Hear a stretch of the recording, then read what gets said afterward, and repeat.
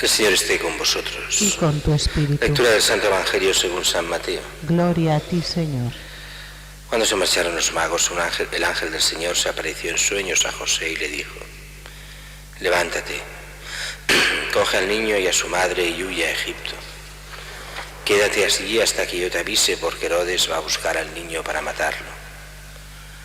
José se levantó, cogió al niño y a su madre de noche, se fue a Egipto y se quedó hasta la muerte de Herodes. Así se cumplió lo que dijo el Señor por el profeta: llamé a mi hijo para que saliera de Egipto. Al verse burlado por los magos, Herodes montó en cólera y mandó matar a todos los niños de 2 años para abajo, en Belén y sus alrededores, calculando el tiempo por lo que había averiguado de los magos. Entonces se cumplió el oráculo del profeta Jeremías. Un grito se oyó en Ramá, llanto y lamentos grandes. Es Raquel que llora por sus hijos y rehúsa el consuelo porque ya no viven. Palabra del Señor. Gloria a ti, Señor Jesús. Celebramos hoy una fiesta en un cierto sentido extraña, esta de los santos inocentes. No extraña en el sentido de que, que hoy ha perdido ya todo su significado, al menos aquí en España. Cuando se habla de los inocentes se habla de otra cosa. Se habla de las bromas, se habla de cómo tomar el pelo a los demás, cómo divertirse a costa de los demás. Mientras que inocente viene de un significado realmente profundo. El inocente es el que es sin pecado. Aquel que no ha cometido pecado, aquel es inocente. Solo que para nuestro mundo la inocencia ha perdido significado. El inocente es simplemente aquel que no se puede demostrar su culpabilidad. Y entonces pues es no culpable, no es nada, no tiene nada que ver la no culpabilidad en un juicio con la inocencia. El inocente es aquel que ya no ha que en su vida es libre de pecado porque no ha hecho ninguno. Y aquí, aunque tengan el pecado original, pero hablamos de los pecados personales, viene esta matanza de Herodes, que aunque queda un poco fuera de contexto en el sentido de que no hemos llegado todavía a lo que son los magos, a lo que es el Día de Reyes que llamamos aquí, pues aunque no hemos llegado todavía a eso, pero la liturgia nos lo pone este 28 y siempre el 28 de diciembre, porque después de celebrar el significado propio, el primer mártir, Esteban, la fiesta de ayer, que fue la Sagrada Familia, pero que si no hubiera sido la fiesta de San Juan, el que entiende mejor a nivel teológico lo que es la encarnación de Jesús y lo que es realmente que Dios se haga hombre. Justo después la Iglesia nos pone esta fiesta, una fiesta que es la de los testigos de Cristo, pero no por el habla, si estos niños todavía no hablaban, sino por la sangre.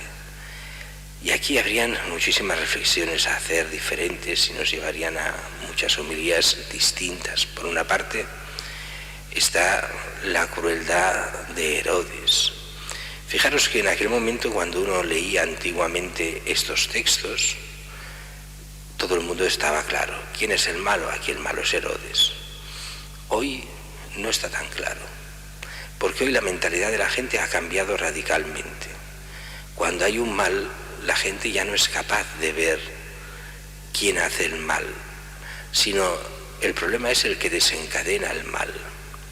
Así, en la mentalidad moderna de la gente, sin darse ni cuenta, cuando esto se hace ver a gente de nuestra generación que no ha conocido estos textos, es curioso porque empiezan a reacciones extrañas que hace años eran impensables. Aquí el malo es Jesús y José. ¿Por qué? Porque si no fuera por Jesús no habría matanza de inocentes. Así que el malo es Jesús, porque Él es el que ha de ser rey, el que desencadena que Herodes tenga que hacer la matanza, pobre Herodes. Así que el malo es Jesús. Esto viene a ser un poco esa mentalidad muy moderna de que no importa la corrupción, el problema es quién la destapa. No importa el mal mientras no se sepa. El problema siempre es el que hace saber las cosas. Ese es el malo. Entonces aquella persona que denuncia un mal es el malo porque ha hecho que aquello sea público. La persona que trabaja honradamente, con que pone en evidencia al malo, pasa a ser el malo él, el que trabaja honradamente. Es esta subversión de valores que encontramos en este texto. En el fondo aquí lo que se nos viene a decir es, oye, el bien genera mal. ¿En qué sentido genera mal? No en el sentido de que el que hace el bien haga el mal, no es en este sentido, sino que el que hace el bien genera en el malo mal, porque no soporta el bien. Y eso es una de las cosas que cuesta entender al mundo de hoy, porque entonces dice, muy bien, si el que hace el bien genera mal, el malo es el que hace el bien. No, el que hace el bien es el que hace el bien y es el bueno, pero eso genera en el malo que el mal aumente por odio, por deseos a veces de venganza, por no perder sus privilegios, por 10.000 razones, por el mismo mal. Y eso cuesta de entender al mundo de hoy. Por eso el mundo de hoy, que ha cambiado los auténticos principios y valores, lo que hace es llamar al mal bien y al bien mal.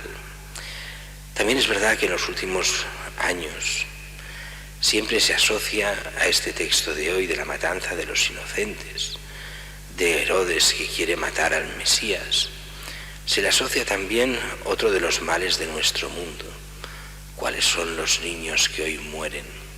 Y mueren asesinados. No hablamos de los que mueren de hambre, que también es un tipo de asesinato, pero diferente, sino de los que mueren asesinados de verdad. Pues hoy en día, aquí en Europa al menos, el problema es el aborto. Los 100.000 abortos cada año que hay en España, abortos declarados, legales. No cuentan aquí todos los abortos no declarados, que no sé si sabéis que muchos hospitales no los declaran por problemas de estadísticas. Y hay muchos abortos que no están declarados porque no les interesan a los pacientes y piden, sobre todo en ciertas clínicas privadas, que no salgan para nada, que no se contabilicen. Y de esta forma los abortos en realidad serían muchos más. ¿Cuál es el gran problema del aborto? Pues que es eliminar impunemente y sin dar ninguna importancia a nuestros hijos.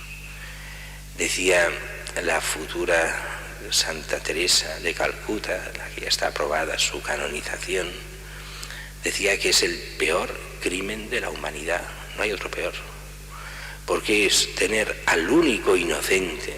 Los no nacidos son los auténticamente inocentes, los que todavía no han hecho nada, los que no puedes decir que hayan pecado en nada, y has decidido eliminarlos. Y además, de forma realmente despreciable. Hace pocos días me enfadaba internamente con una persona que se iba a confesar, y confesándose decía, bueno, yo me confieso de haber abortado, pero yo lo hice muy conscientemente, después de haberlo meditado mucho, y llegué a la conclusión que tenía que hacerlo. Era para estrangularla aquella persona, prácticamente. Era decir, pero ¿no te das cuenta del mal que casi más te hubiera valido ahorcarte a ti misma antes que matar a otro? Es que no tiene sentido. Ah, no, yo lo hice conscientemente. Y dices, es que te pones la soga en el cuello tú misma. No te das cuenta de... Otra cosa es decir, bueno, no me daba cuenta de lo que hacía, lo he visto después, vale. Me engañaron y me autoengañé.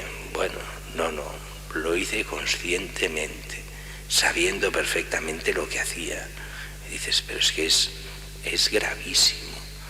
Es disponer de la vida humana como nada.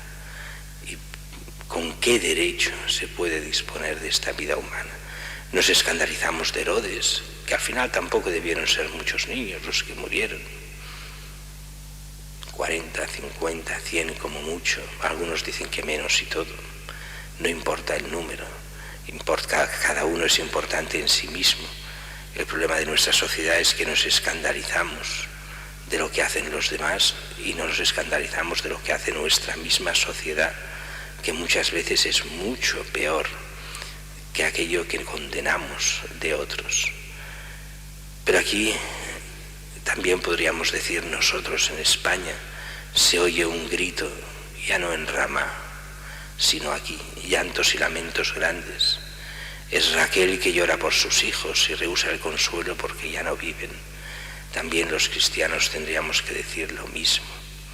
Aquí de nuestro país, en estos últimos años, más de 1 millón de asesinados en el seno de su madre, y que son asesinados por pura ideología, porque algunos dicen que tú tienes la libertad de matarlo, porque te molesta, porque no te conviene en este momento, porque no lo evitaste en su momento. Dices, pero tienes una vida humana allí, ¿cómo puedes justificar la muerte de una vida?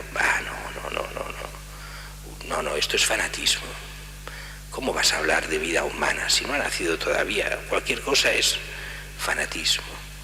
Yo recuerdo bien una vez una discusión con uno sobre este tema, y aquella persona, nada, es que el aborto es solo un amasijo de células, allí no muere nadie, allí no hay nada.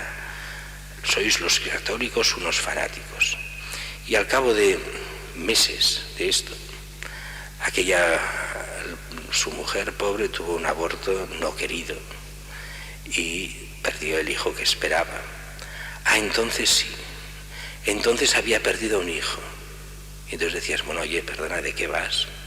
Resulta que para matarlos no son nada, pero si es tu hijo y lo has perdido porque no querías perderlo, sino por desgracia, entonces has perdido un hijo. ¿Dónde está tu consecuencia? Eres inconsecuente en lo que dices, no puede ser. Me parece muy mal que perdiese el niño, faltaría más. Pero esa incongruencia, que para abortar no hay nada, pero si lo pierdes tú, pierdes un hijo. Hombre, no puede ser jugar a 2 barajas siempre. Pidamos a Dios que nos haga ser críticos con nosotros mismos y nos haga ver también dentro de la Iglesia los pecados nuestros que han hecho posible el gran pecado del aborto. Que nosotros no seamos otros Herodes y que sepamos luchar siempre por la vida, por el bien de los demás, por el bien nuestro, que defendamos la vida hasta el final, desde el principio hasta el final, desde la concepción hasta la muerte natural, como tantas y tantas veces nos han pedido los papas en estos últimos siglos.